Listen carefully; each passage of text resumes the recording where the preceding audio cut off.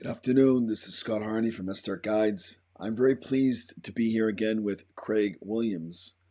Craig is a spiritual writer and very profound mystic whose very eclectic path explores Vedic left-hand path practices, tantra, gnosticism, and even voodoo.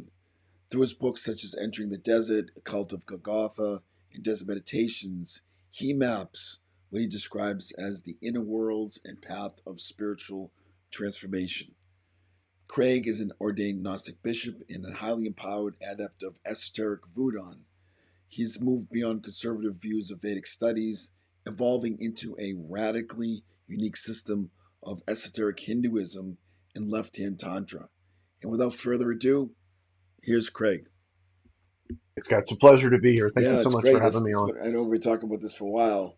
So fascinating. I think you're one of the most dynamic spiritual teachers out there. Really fascinating mix. I know you focus a lot on esoteric Hinduism, but I'd like to hear your hmm whole your journey from when you were younger, because you bring a lot into it. Gnostic voodoo, Gnosticism, your book Cult of Golgotha. So you bring a lot of Sure. symbolism, a lot of different threads in there to a very powerful spiritual path.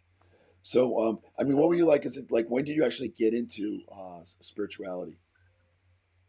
You can Yeah, start I from the mean, for beginning. me in my youth, yeah, for me in my youth, I was born with a love of everything from India, and I guess what you would call now Southeast Asia. When I was a child, I was obsessed with kung fu and qigong, and any of the Hindu texts I could get my hand on. So I think that was just a karma that I brought in, and I had a wonderful family environment that was totally open to me exploring different pathways. And I grew up in the South in Louisiana, which is a completely magical space.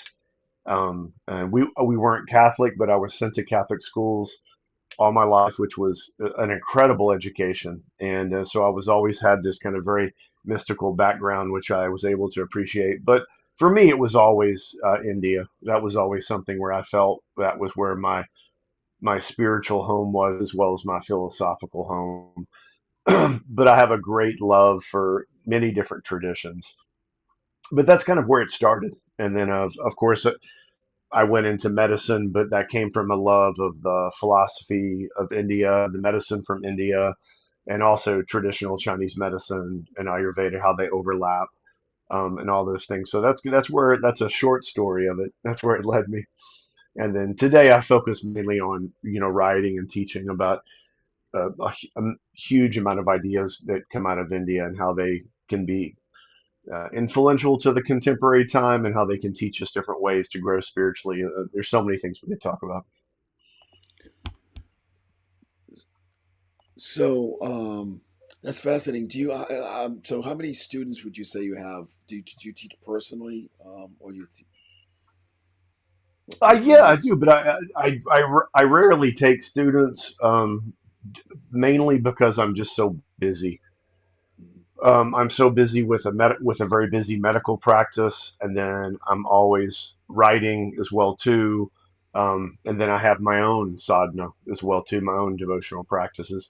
But I do take students on, people who are very serious, usually have a kind of a background in studies from India, and then which I would say that's the typical thing with that. So I'll in different times if I'm not writing as much, I have more time to do study groups or lecture series. Other times, if I'm more focused on writing, I'll kind of focus on that. So I kind of phase in and out, but that's my main focus is on helping advanced students continue to grow in their understanding. The ideas from India are so vast, so you can have a wider range of areas of interest for people, and so I can often help guide them into that as well too. And you have a big dichotomy between what we would call academic study and then spiritual study. They can be radically different, and so I do both, but oftentimes people have had a lot of academic study, but they've never been able to have the actual experiential. In India, we would use the term gurukula, one-to-one Mm. transmission of teaching. So I try to blend those and help people kind of build bridges between those two. That's what I find the most satisfying. Do you have a specific guru you follow in India? Oh, yeah. I mean, that's a huge subject. I mean, you can have like Diksha gurus, which are initiatory gurus, and then you could have Siksha gurus, which are gurus that might just guide you and teach you in different subjects. So that can be vast. And then every subject that you typically study in, if you're going to have a teacher to guide you into that study. So over my 40 something years of study, absolutely you'll have teachers that will initiate you into specific lineages, perhaps maybe connect you to other teachings, other teachers. So that's a never ending journey. With learning is you, and then of course I think that the whole concept of the guru is misunderstood in so many ways in contemporary culture that it's beginning to be almost impossible to discuss, because you have people who dislike gurus because of all the abuses in the guru circles, which we see many, but those abuses are in every circle. And then also too, you have people who form cults of personality around certain gurus, and then they never progress. Then it just becomes a weird kind of a personality cult. And so usually that topic of gurus seems very mystical, but it's not. It's very traditional. It just means that you have a teacher who was ideally an expert in a certain subject, and then helps teach you that one to one. And then, so many teachings in India were not written down. It was all oral teachings. So you might have all the books, but you still don't have some of the other answers. And so that's where many different lineages will guide you with that. And then you have the concept of the Sampradaya, which is this whole vast lineage of teachers where knowledge has been passed down. And so it's like a pranic lineage. And so you can tap into that as well too. So absolutely. It's like if you study Kung Fu, you have to have a teacher, right? You have a Dai Sensei or a Dai Sifu, Master Sifu, and then there's a whole family lineage, and then other Sifus that come out of that, and then oftentimes they branch off, or they'll have disagreements, and different schools will form. So that's a pretty common thing you'll see. So yeah, I have many teachers. I'm getting older, so a lot of them are passing away. So then you cherish the time you have with them. How often do you get to go to India and study directly? I try to go to India once a year, and then over COVID it was a little bit harder due to travel things, and then so usually I try to go at least once a year, and then or my teachers will come here and we'll go back and forth. But that's traditionally what I like to do as well. But it's a little trickier with a busy medical practice. When I was younger, it was easier to get away, and as I get older, I have to plan it out further and further ahead. So in your writings, you talk a lot about the left-hand path and the Aghora path. Hmm. Uh, Hmm. it's a fascinating topic, and I know a lot in the West we have left-hand path. It may have a different connotation. Maybe you can explain a little bit Sure. about the Hindu tantric path and like how it compares to the Western understanding of the left-hand path. Yeah, that's a big controversial question, right? I mean, I think the Hindu or the Indian conception, the Vama Marga, the left-hand path, has almost nothing to do with what I guess we would call the Western occult world looks at it.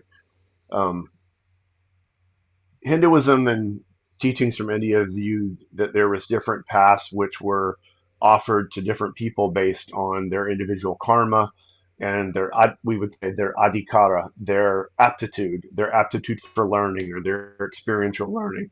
And then much like in kung fu, right, you have a hard style and you have a soft style, and some people are going to be more suited to a certain style based on their personality, how they grew up, their physical vitality, their mindset. So many things come. So the left-hand path in Indian gnosis is basically just it's a life-affirming path.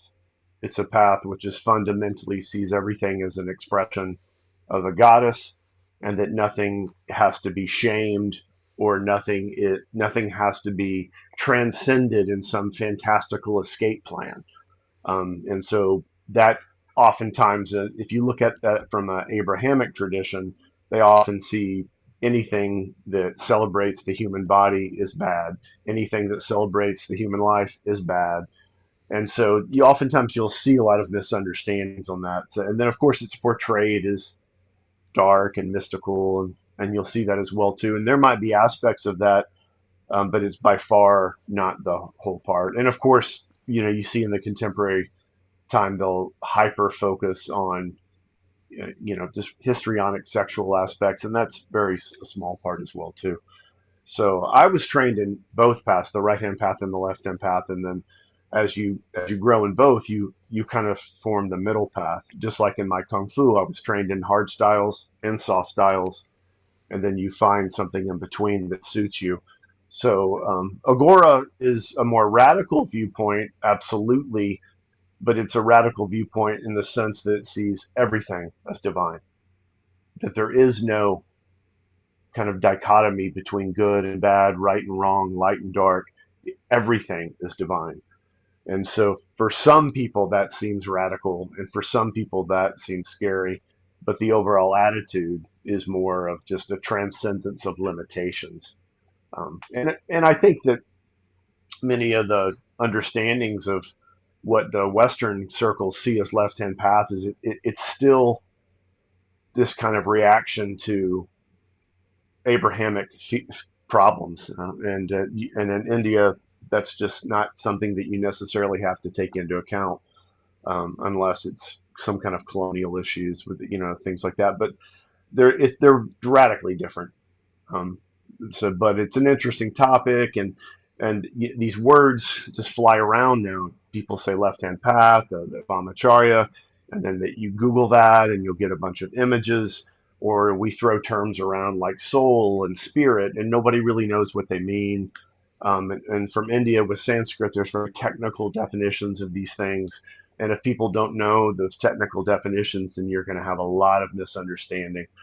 So it's good to talk about these things, but I think that from a traditional viewpoint, if you look at left hand path, it was more just a goddess-centric path and a life-affirming path, and then a path which doesn't see the body as a prison, but sees the body as a temple in which you can experientially not only find self-realization, but also just explore your relationship with the divine. That's interesting. Do you work with one specific Ishtadevata? Like one specific deity?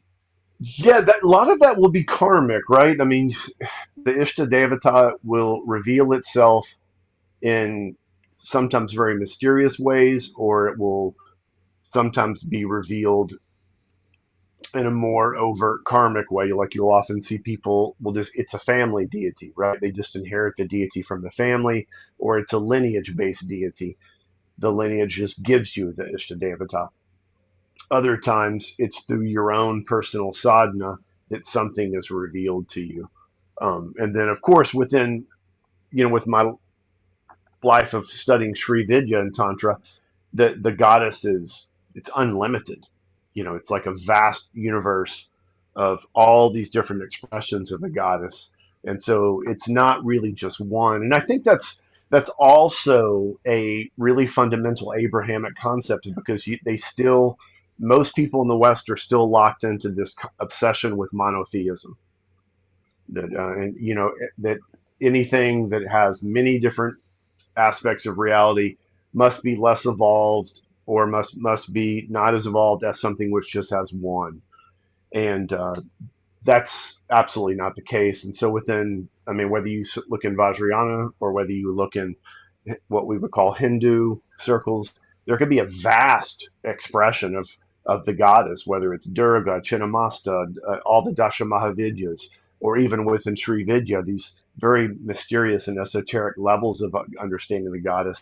They're all expressions of this Parashakti, but they're all unique and they're not all the same. They all just don't melt into one.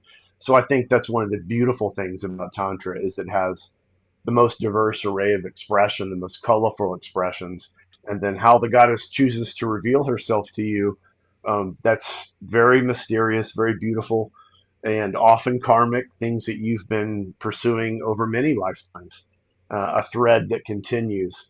And other times it can be something which kind of reaches in and grabs you. Other times it's a continual kaleidoscopic morphing in and out of each other, which is very beautiful. So I wouldn't say that I have one, but it's unlimited in how the goddess expresses herself. That's beautiful. So you mentioned your sadhana now. What does that look like on a daily basis for you? How long and what type of practices? Yeah, I mean, sadhana it can be so diverse as well too, and a lot of that's going to be karmic as well. But for me, I always see the practice of medicine as a type of sadhana. So my lifetime of study of medicine is a type of a sadhana, and then of course spiritual study of sacred text. That would be something that is never ending. And then of course there's a whole path of mantra, and then you have all these different types of ritual worship that you can do, and that can be adapted for each different person as well. But the majority of it would be scriptural study, time in meditation, time with mantra, and then working in different ways of, particularly in Ayurveda medicine, they see all the medical sciences as a way to help people with their suffering and the way to alleviate suffering that can allow them to lead their own lives without suffering. So to me, that is a type of sadhana as well too. So, but I think the key things are, people need to have some kind of practice. It's not just going to happen. That's something that a lot of people tend to think that if something is spiritual, it means you don't have to work for it. And that's not the case at all. We have to work very hard in our sadhana to cultivate that creative fire, that tapas, which can burn away illusion and help focus our mind into something. So for me, it's writing, scriptural study, mantra, and then the practice of medicine. So I know a lot of Vedic practices involve breath work and meditation and that type of thing, and also Hmm. deity work. How important is deity Hmm. work in someone's spiritual development? For instance, like awakening Kundalini, do you actually need to work with a deity, or can you do it completely? Just working with the actual practices. Well, I think that deities now it's a dirty word, right? I mean, we everybody has to be hyper secularized now. Everyone has to be assured that the deities are only symbolic. It's all in your mind, and a lot of that is really uh, completely a delusional view. But I think deity worship will be open to the people who are open to it. If someone doesn't believe in a type of deity, then there's no use necessarily pushing that or promoting that for someone. I don't, it seems to me that the majority of people that I meet now are not open to deities. They have no conception of what deities are unless outside of them perhaps growing up in some type of soft Christian background. And then they usually have a very pejorative view of the deities, or they come from um, what I call Boston Buddhism. They'll come from and say, "Oh, Buddhism doesn't really have any gods. Buddhism is only a psychology." All these kind of things we hear. And if you went to Tibet, it would be the exact opposite. So I think deities can be very important, but oftentimes people can also hyper focus on them. And then the deities become like I call like a slot machine, right? They're just like, please give me what I want. They give me a mantra to get more money, to get more something else. So then that forms a kind of very childish view as well too. So I think deity worship can be a powerful way to purify the mind, to connect the mind to higher cosmic forces, and to help the mind purify itself of what we would call different levels of Maya. But that kind of is going to depend on the individual. Some people are just going to be very resistant to that. For me, it was just something that felt very comfortable. It was never something that was troublesome to me. I never very felt threatened by it. So for me, deity worship is very important, but I'm not limited by it. As you grow in your practices, there's always an expansion of consciousness, not a kind of closed-minded consciousness of it too. So hopefully that answers some of that. That's a huge subject for sure. It's interesting. So I know in the Wiccan um, path, a lot of younger people involved in. You see a lot of different pantheons. So I want to know what your opinion is. You know, someone who's working with the Hindu sort of, I guess the word pantheon or Vedic pantheon, suddenly mixing Right. in Odin or something like that. Do you work with any other deities outside the Hindu pantheon? I do not. No, I don't. I mean, that can get pretty. It can get pretty messy. It can get pretty tricky. Um, I think a lot of that is just this continual searching for something that's better, and then also too, though, someone just might have karma with these other deities, and then I think, unfortunately, what people seek to do is they kind of seek to morph everything into one. That, oh, this deity kind of looks like this other deity, therefore they're probably the same, and that I think can be tricky because oftentimes the deities can be, they might look the same in sense of color or aesthetic, but they're radically different in theological implications, ontological implications.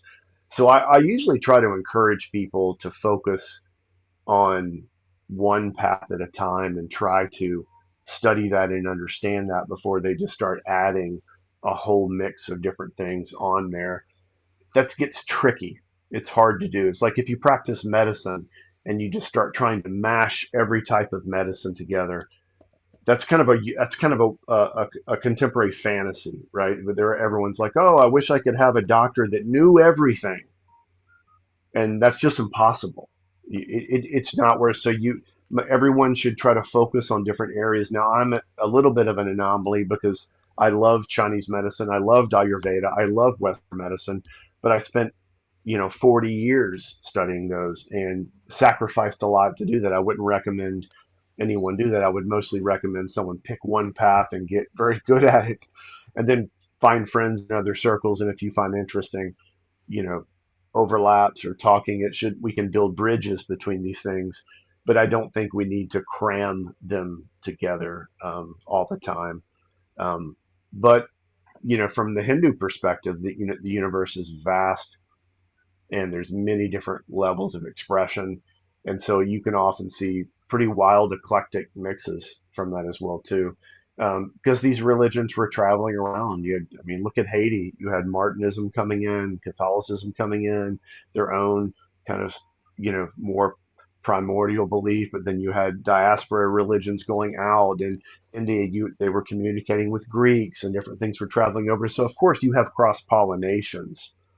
Absolutely. But essentially, I encourage people to try to focus on one thing, understand it, before they start just adding everything together.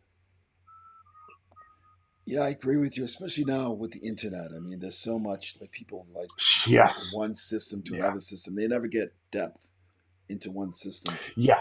So, Yeah. It's like, I mean, it's like medicine. It's like martial arts. It's like you could spend your lifetime studying just one system. But when you get a certain type of aptitude in one system and you've reached a certain level, sure, you can start looking around and kind of, if you have the right teacher and if you have the right understanding, if you're given the right opportunity, that can happen, but it's definitely not easy.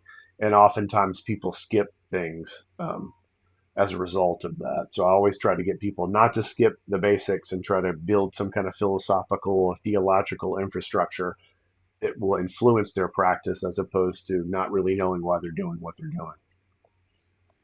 yeah, and sometimes it seems to be like like people are mixing up, saying like, for instance, Kali is the same as Hecate.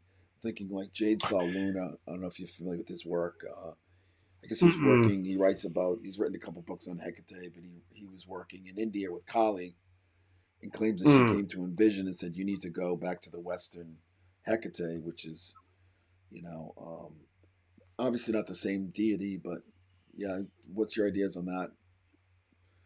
Well, I mean, I think that depends on each person. I mean, but these are topics that, like, I mean, Carl Jung spoke about this extensively.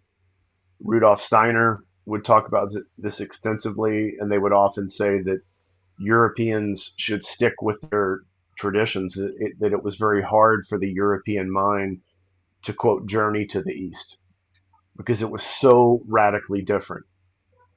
And so I think there is some truth to that. That if someone, I saw that even when teaching Chinese medicine or teaching Ayurveda, you would have a lot of people coming in from a Western medical background and they just could not understand it. They were never able to suspend their paradigm of beliefs to learn something new. And it caused a lot of problems, and they were never able to understand the more traditional systems. So I think each person needs to find something that is seems to be in harmony with their own karma, their own prarabdha karma, and often that is not jumping to another culture. But most people will they're going to be called somewhere, and that you know if they're called somewhere, then they can listen to it. But I don't necessarily think it's easy. And so I think if there is some truth to people kind of looking at what they're interested in, seeing what their background, where they came from, and then exploring something, seeing where they want to go, where they want to travel, what they want to do, and then choosing and then exploring. And then for some people, it just takes some time. They actually have to try things, they have to do things, and then they have to, you know, see what fits, see what doesn't fit. Um, but I think it there, you know, we always have the grass is always greener idea, right? People are always going to think something outside is more mystical, something outside is more magical, and then sometimes people from those other countries are looking to the other place is more mystical and magical. So it can be funny that way. But I think everybody really needs to find what truly calls to them, and then take the time to do that, and don't waste any time because life is very short, and time runs out very quickly, and so time is very precious, and so that's another reason why I encourage people to find something that they really like, find something they're called to, and then spend their time devoted to it because we never know when time's up. Yeah, I'd like to say go deep, but I like the way you put it. Some people do have a karmic bond to other cultures, and it could be from Yes, a past life work. You might have been working with this through a number of past lives yes, because America is such a new country. So yes, um, I feel yes, that with myself in without a doubt. certain paths. Absolutely. You know. Yes, yeah, that's a very important concept, and that is being able to listen to that and be open to that is very important. But I think some people either they don't know about that, that's not discussed, or they just don't believe in it, which is either way is fine.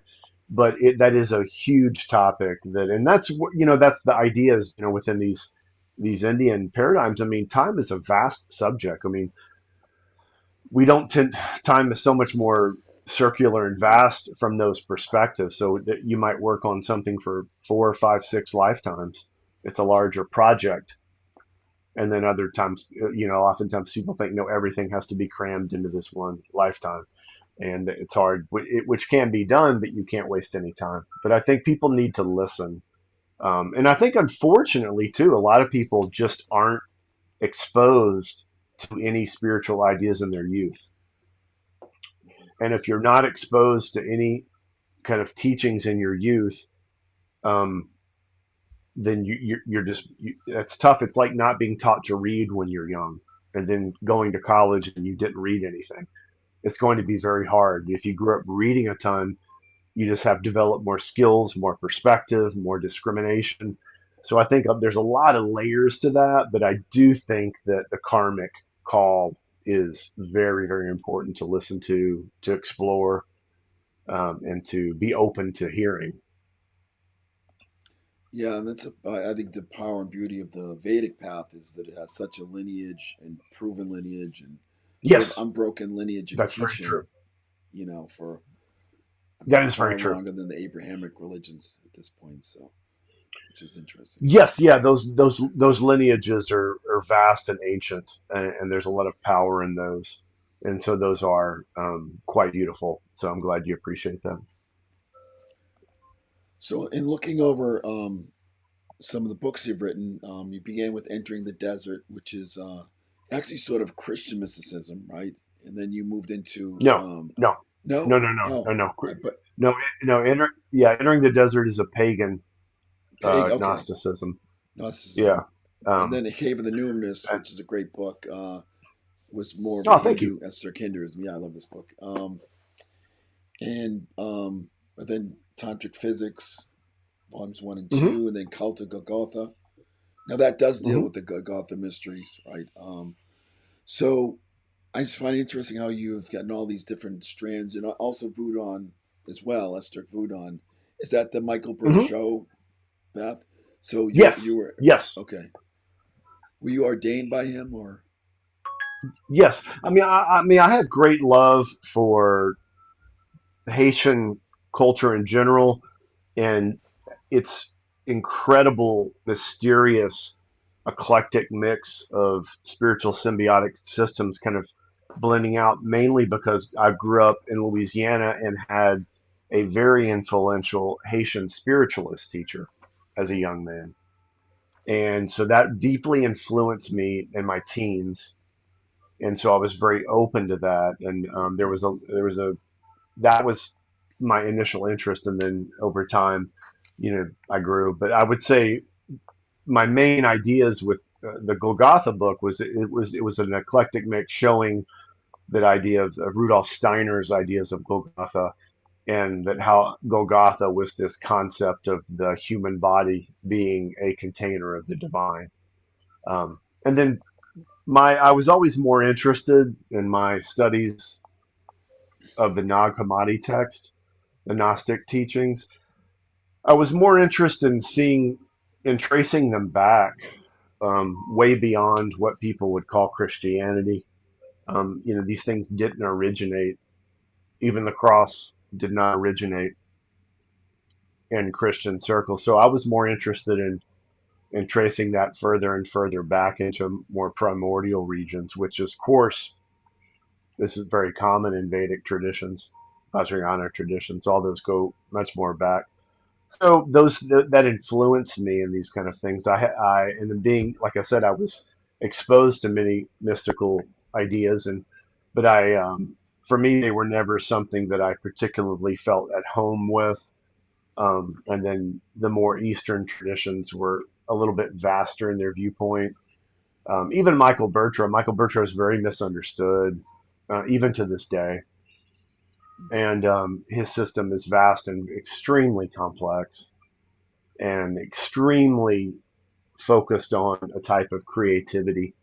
And so my Cult of Golgotha book was, he kind of asked me to do that for him to show my work in that. So I did.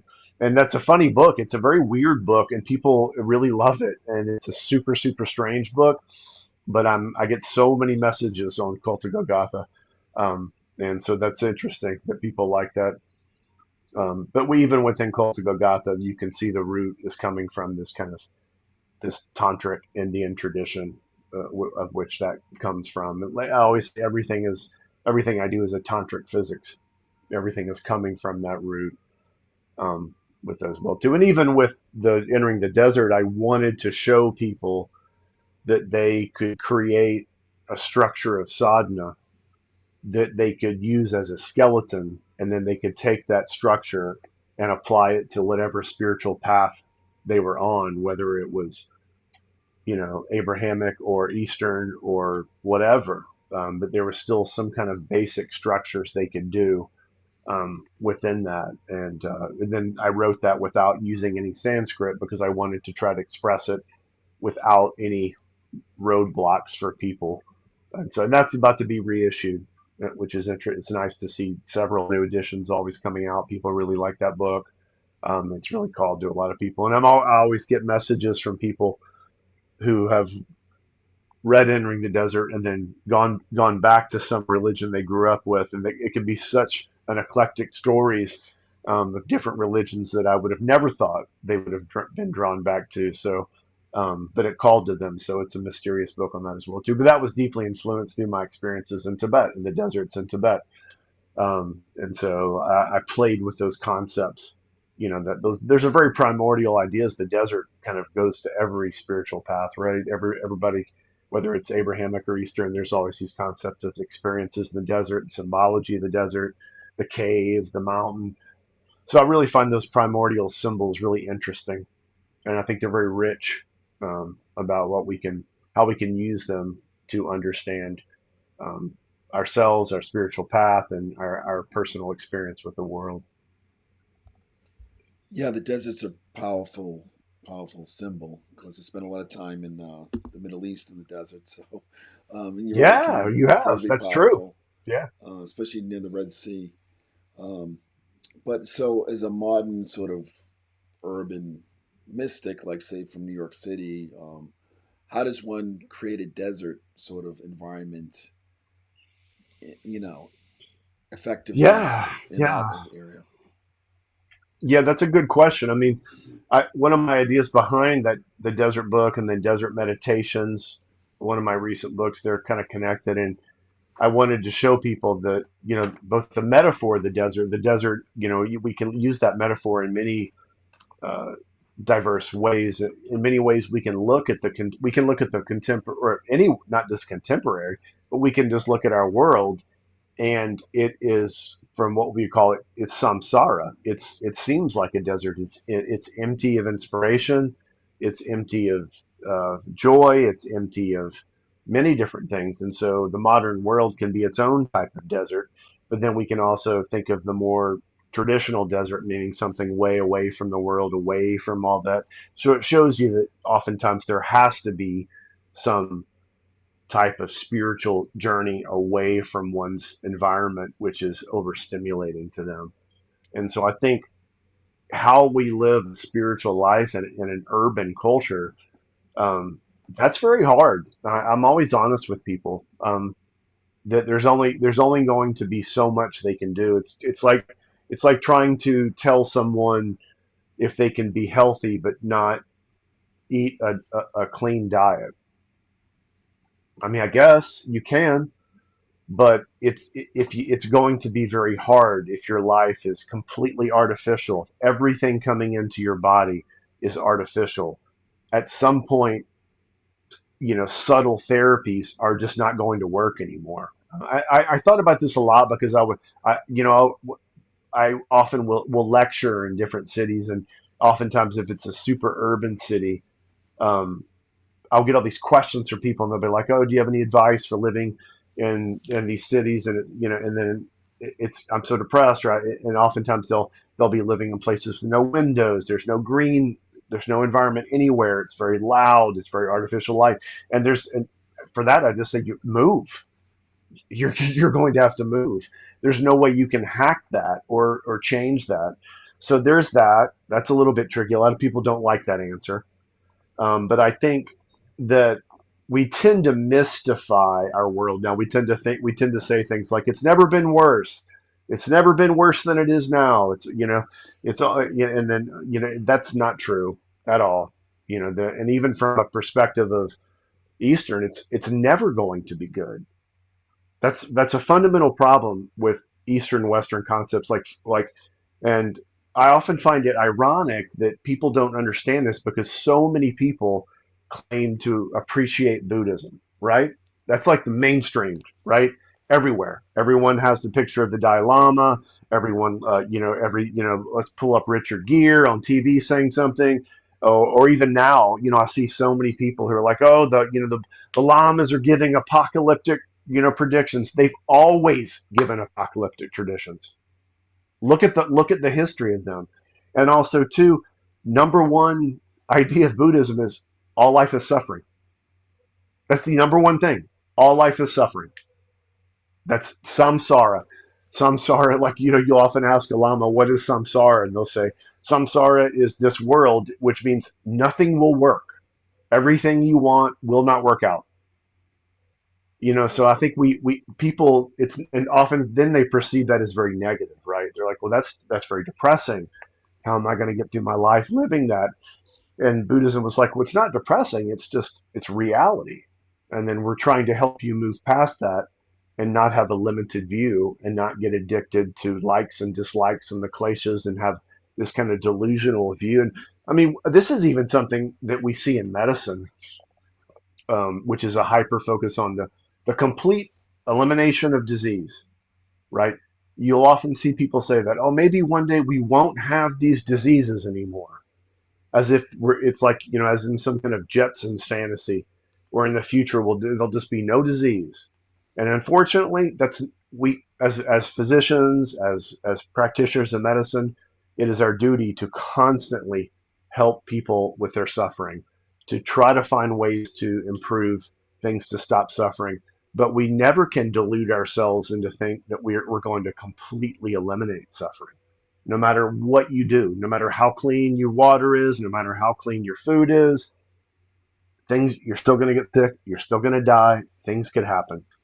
And I think that this modern idea of it tends to it can be very escapism, as if they're looking for some spiritual path which is going to fix everything or save everything. And I don't that's or like think about meditation, right? People are always like, and you see that now they're like, maybe meditation's dangerous, and maybe people who are depressed shouldn't meditate because they had some bad experiences, and that's all coming from this fantasy that meditation is supposed to make you happy. And meditation was never about making you happy. Meditation was about deconditioning the mind so that you could have a clearer vision of what was really there. So that's a tough one. If people are going to meditation to be happy, I don't know what to tell them on that. If they're going to ketamine to miraculously fix their problems, I don't know what to tell them with that.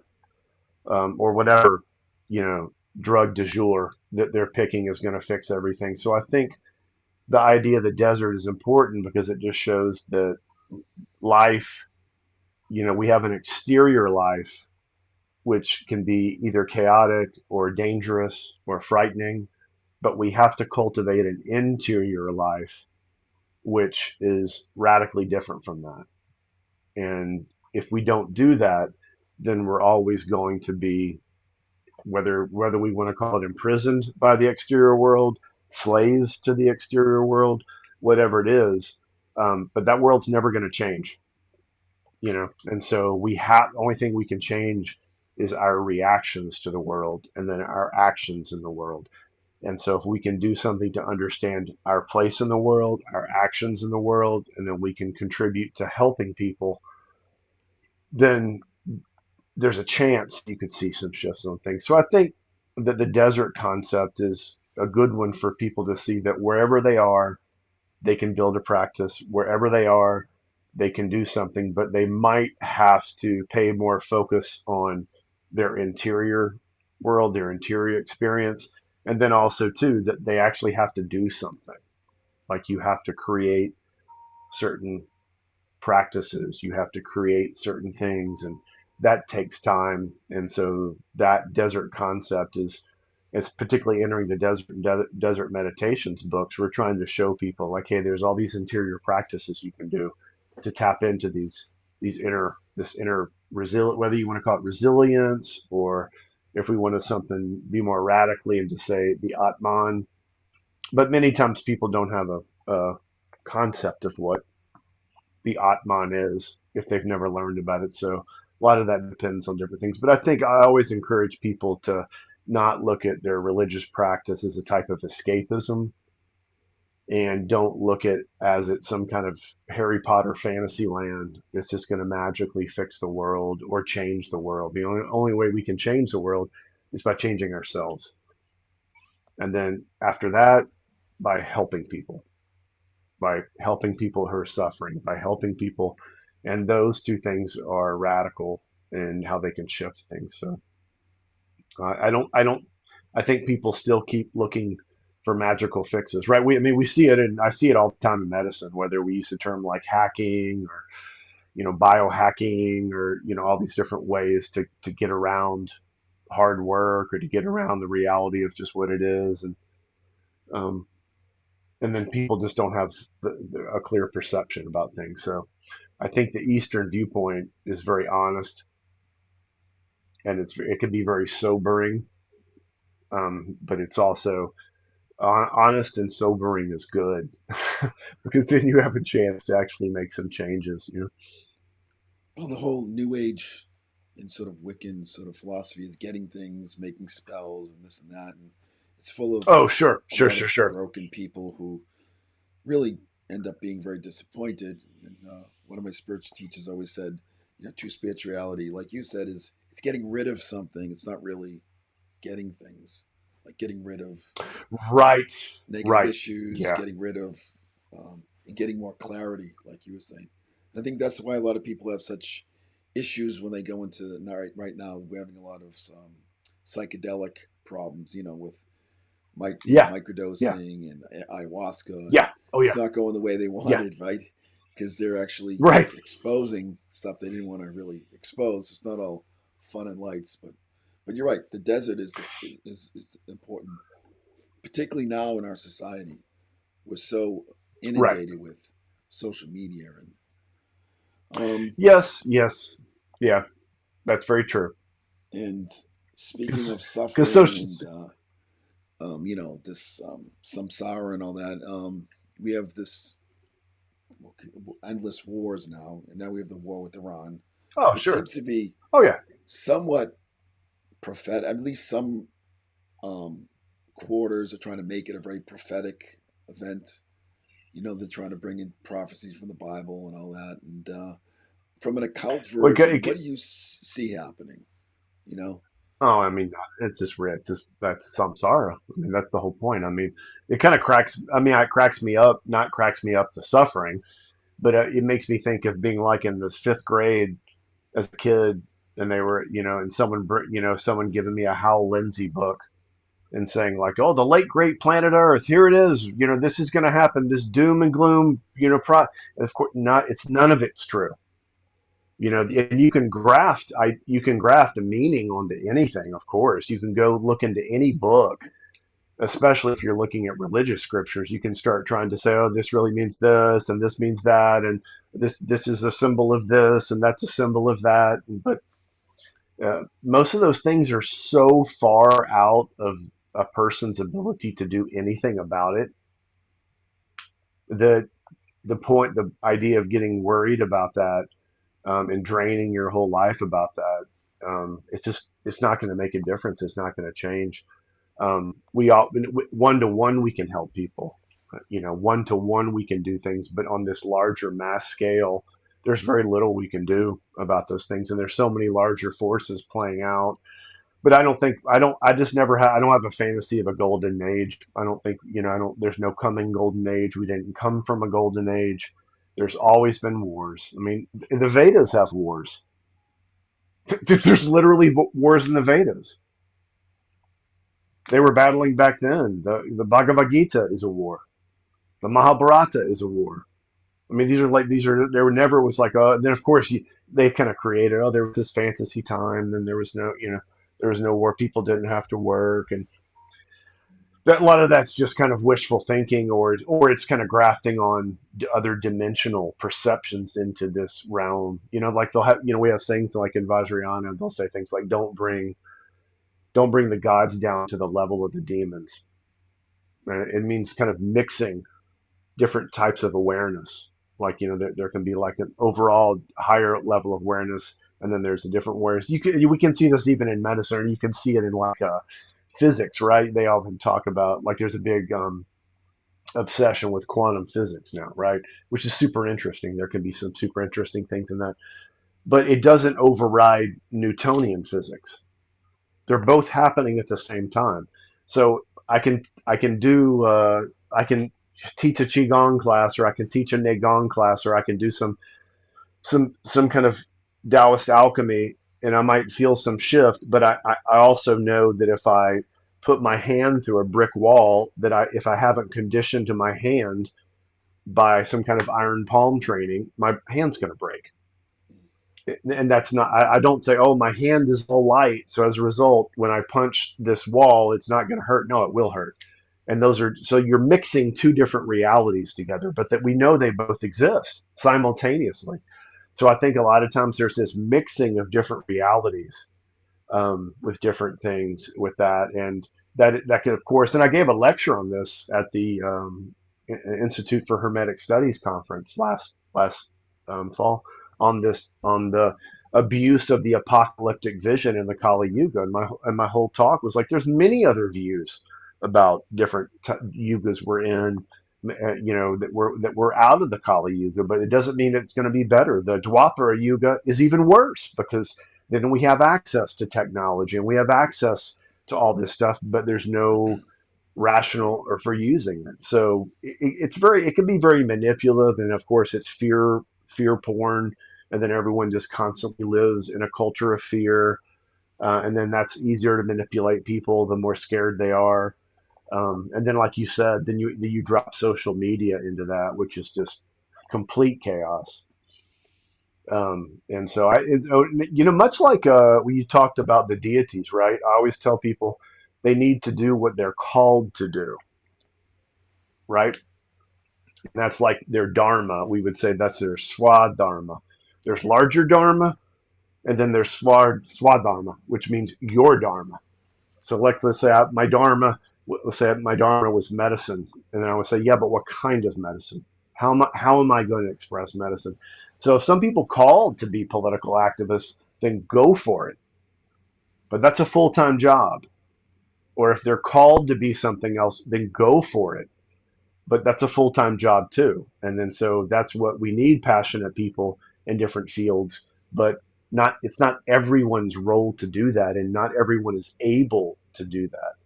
So I think it causes a lot of sadness, a lot of frustrations, a lot of fear.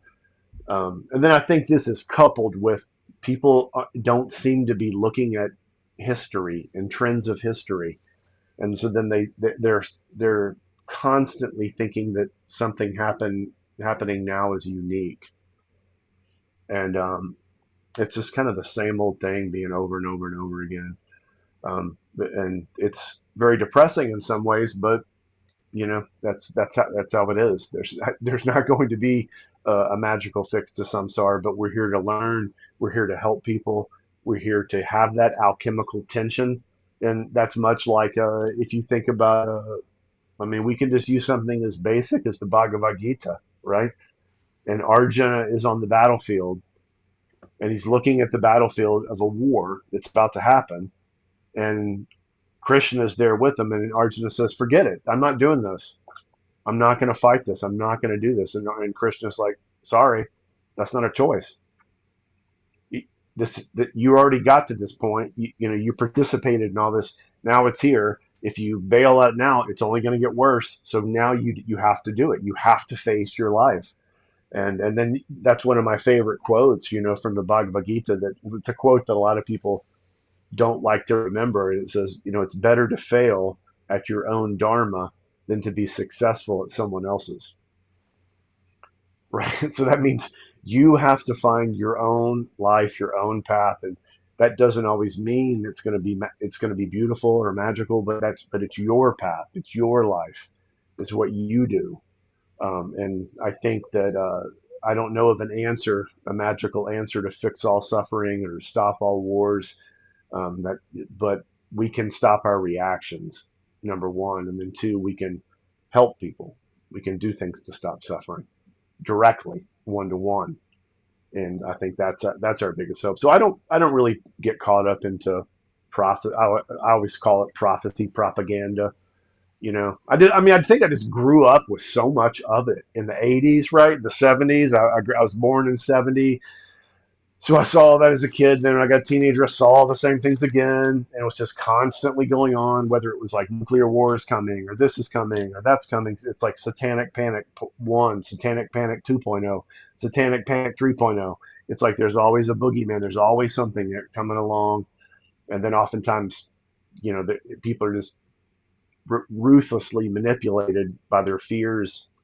And then that's the problem. So I always encourage people to work on their own Maya, to work on their own personal mirages, to clear that out, and then focus on before they're trying to kind of fix some larger mirage that they can't even they can't even remotely make a difference on. I think that's a problem with one of the many problems of social media is this: it gives people this delusion of power,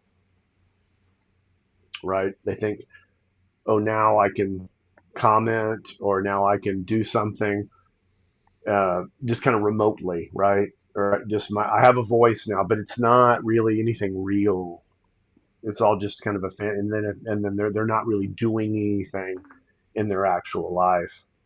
Um, so I always encourage people, stop worrying about social media, and then help out, join a homeless shelter, join an animal shelter, join something where you can contribute to the world, do something to shift the world, get actively involved, and that can be transformative. And that's a type of karma yoga, you know. But even in karma yoga, we can't have expectations of the results. We have to do the best we can, and whatever happens, happens. You can't expect.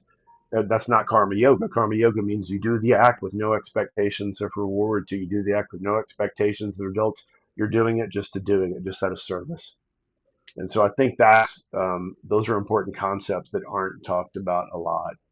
Um, and so I just avoid the kind of apocalypse porn, as I call it. No, I agree with you.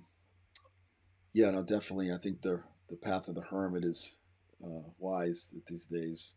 You know, the other issue is, I mean, it seems like some of the policymakers though do believe in some of these prophetic, that they're somehow bringing back the Messiah or the Messiah, or Mashiach or whatever they call it, which is interesting. And then the other side is also now engaging in some kind of magic wars, which could have unintended consequences. If you get these Sure, masses, sure. someone asks me, how should we do this? Because you don't know what you're affecting. So I think the one thing you can Right, right. affect is yourself. That is true. So Yes, yes. which is yeah, but these are definitely challenging times energetically, and to navigate through these. But so I think which speaks more importantly of the concept of the desert in your own spiritual path, right? Yeah. Oh, yeah. I think that our spiritual practices aren't. They don't have to be a transcendent fantasy and a type of escape from the world, but it's okay if they provide us a buffer from the chaos of the world. That it's like that's like going to sleep at night, right? You have a withdrawal of the prana at night just to rest and rejuvenate. That's not an escape. That's just physiological importance for our nervous system. If you're constantly going off, it's even if you constantly have artificial lights, your circadian rhythms are totally messed up. So spiritual practice can provide a respite from the world, a respite from the world, and it can provide an interiorization of the prana where you can get rejuvenated, and to help you develop some kind of like a little bit more confidence or a little bit more security, and you're less worried all the time. And that's a certain type of inner vitality that we need to get through the world, but we need to get through anything. And so that is one of the critical parts of the spiritual practice. It's not a spiritual bypassing. It's not just like, oh, I'm not going to worry about the world because I'm going to focus on this. A lot of people perceive it as that because they're still very scared of the spiritual practice, but it just means that you have to cultivate your connection to your inner. I always say, the inner Agni, but that sometimes gets confusing if people don't know Sanskrit. But there is a spark of the divine in everyone, and so if you can kind of contact that and grip to that, that's going to be a compass for your life for whatever that speaks, as opposed to constantly turning everything else into a god, turning the news into a god, turning politicians into gods, turning current events into gods, because oftentimes those are great zeitgeist of collective prana and collective karma that there's no way you can avoid it. It's just something that's just kind of rolling along. And then, but like you said, but how you react to that's huge. That'll be the shift for sure, for sure. Cool. So I was really excited to learn that you're working with John Vermillion from Violet Gateway, and Oh yeah, um, yeah, yeah, Gateway published it's Desert it's great. Meditations, and Right. the Aghora Indeed. verses, and they'll be republishing everything, all my because all my book, That's books sell out, and then I love to see them reprinted, so they'll be out, mm, and especially in paperback because I love paperbacks. They're so accessible for yeah. everyone, so inexpensive. Yeah, that's really exciting. He's a great guy, and yeah, I look forward to seeing all your works back in print and easy Yeah, to get. Some of them yeah, are more yeah. difficult at this point. Entering the Desert should be out next, probably in another month. The new edition will be out, and then there'll be a new re-release of Cultivate, a new re-release of Tantric Physics, and then Desert Meditations is out in paperback. A little bit of hardback. I think the hardbacks are almost sold out, but the paperbacks will be forever. And then the Agora Verses is in a paperback. So yeah, it's nice. Paperback's always my favorite. Mm. Most of my favorite books growing up were always paperbacks. So Yeah, same thing. Bantam books. That's what I used to get. yeah, um, yeah. some of those. I'm glad. Yeah, I'm glad to see the work stay alive, and I'm always happy to see that people want to keep it alive. So that means a lot. That's cool. What any new books you're working on that you want to discuss at this point? Yeah, I mean, I've just been working on the revisions of the new releases. Then I have another book coming out on some more psychological ideas about dealing with a moment of death. That's in progress right now. And then some more writings on some of the Upanishads and medical ideas of some of the more spiritual aspects of Ayurveda. Ayurvedic medicine has like a physical medicine, which is very important. And then there's a psychological medicine, which is talked about but barely used. But there's also a whole field of spiritual therapies, which are completely ignored now for the most part. So I'm working on a couple books on that to really focus on the spiritual therapeutic aspects of Ayurveda and how that can help people with spiritual healing. I deal with all of it. I'm trained in all of the types of medicine, but I really feel like that spiritual health is becoming ignored more and more and more. And so I really want to focus. Some in the next couple of years, I'll be having a lot of writings coming out about spiritual health, spiritual healing, and bringing in ideas of yoga and Ayurveda into that as well too. Oh, sounds exciting. Look forward to this. Thank you, Um, thank you. There's really too much. cool. There's too much to Yeah, write. There's never enough time. There's never enough absolutely. time. So If someone wants to work with you, as a student, how do they go about this?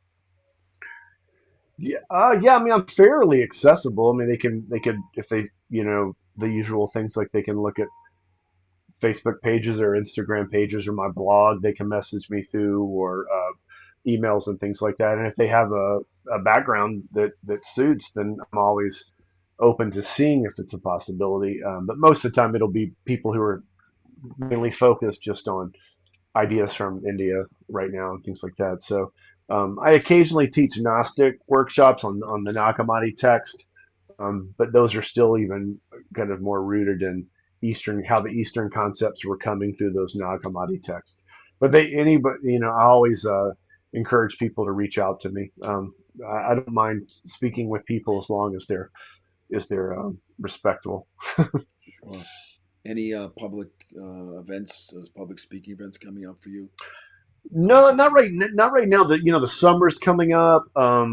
I I was going to give some lectures. I'm not sure. I might go to India here in a little bit. Mm. So I got to kind of figure that out. But this summer, I want to kind of get a couple books finished and some more writings done, and then in the fall, do some more travel to India for teaching I need to do there, and also do some other studies and things like that. So, but talks can often pop up here and there, different times like that. But right now, I need to get some other work done before I do more of that. So, Cool. Well, great. Well, Craig, really, it's been an honor to talk to you. Really appreciate it. It's been oh, great thank you learning. so much. Thank you Yeah, for your thank you. And questions. You always have interesting questions. So, yeah, definitely. So, yeah, well, blessings and good luck with your new book. Cool. thank you so much. Namaskar. Namaste.